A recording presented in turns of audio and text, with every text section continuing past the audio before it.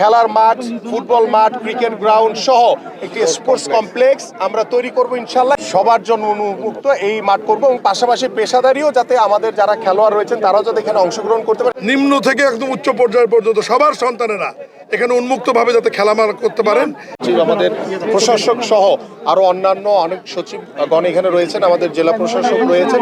আমরা সকলেই একমত হয়েছি যে আমরা ঢাকা মহানগর সহ সারা বাংলাদেশের গ্রামীণ জনপদে যেখানে যেখানে খালি জায়গা রয়েছে সেই জায়গাগুলোর ভিতরে কিভাবে আমরা প্রত্যেকটি এলাকার জন্য, প্রত্যেকটি ভবিষ্যৎ প্রজন্মের জন্য আমরা কিভাবে মাঠ সংরক্ষণ করে খেলার উপযোগী মাঠ তৈরি করতে পারি এবং সেই খেলার মাঠে আমরা চাই যে প্রত্যেকটি এলাকার ছোট ছোট বাচ্চারা থেকে শুরু করে সবাই সেখানে খেলাধুলা করবে। এটাই হচ্ছে আমাদের মূল লক্ষ্য এবং আমরা আজকে এখানে উপস্থিত হয়ে প্রাথমিকভাবে সিদ্ধান্ত নেওয়া হয়েছে যে আমাদের এই 16 বিঘা এবং এই কালশি মোড়ে এখানে একটি খেলার মাঠ, ফুটবল মাঠ, ক্রিকেট গ্রাউন্ড সহ একটি স্পোর্টস কমপ্লেক্স আমরা তৈরি করব ইনশাল্লাহ। এইভাবে আমরা পর্যায়ক্রমে ঢাকা মহানগরীতে আমাদের যে নির্বাচনী যে ইশতেহার রয়েছে যে আমরা ঢাকা মহানগর সহ প্রত্যেকটি ওয়ার্ডের বা 2-3টি ওয়ার্ডের মাঝখানে আমরা 3 থেকে 4 বিঘা জায়গা বের করে খেলার মাঠ তৈরি করব। দেশের মানুষকে প্রতিদিন সুরক্ষিত রাখার প্রত্যয় নিয়ে এলো সেফ রাউন্ড সুইচ। এই পর্যায়ক্রমে আমরা প্রত্যেকটি মাঠ ভিজিট করে ইনশাল্লাহ আমরা এই খেলার উপযোগী মাঠ তৈরি করতে চাই ঢাকা মহানগর সহ সারা বাংলাদেশে।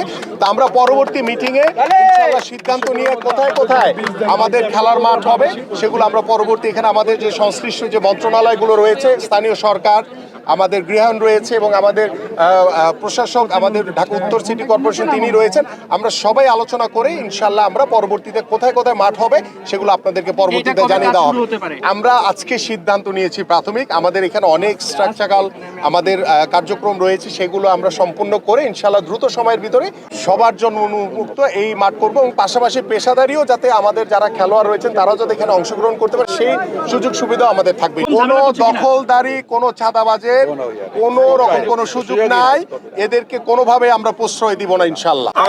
মাননীয় যুব ক্রীড়া মন্ত্রী যা বলেছেন এর সাথে আমি শুধু একটু সাপ্লিমেন্টারি দেব। এখানে গৃহায়ণ ও গণপূর্ত মন্ত্রণালয়ে জাতীয় গৃহায়ণ কর্তৃপক্ষের মোট জমি পরিমাণ হচ্ছে 120 একর। এর মধ্যে 40 একরের উপর তারা আবাসিক নির্মাণ করেছে, বাকি আপনার 80 একর জায়গা এখানে আছে। এর মধ্যে উনি মাননীয় মন্ত্রী 16 বিঘা বলেছে, আসলে আমাদের এখানে টোটাল লাগবে 10 একর জায়গা। আমরা 10 একর জাতীয় গৃহায়ণ কর্তৃপক্ষের কাছ থেকে নিয়ে মাননীয় মন্ত্রী যেভাবে বললেন এখানে ক্রিকেট, ফুটবল সমস্ত ইভেন্টের জন্য আলাদা আলাদা উন্মুক্ত একদম সাধারণ মানুষ নিম্ন থেকে একদম উচ্চ পর্যায় পর্যন্ত সবার সন্তানেরা এখানে উন্মুক্তভাবে যাতে খেলাধুলা করতে পারেন, এটাই মাননীয় প্রধানমন্ত্রীর ডিজার।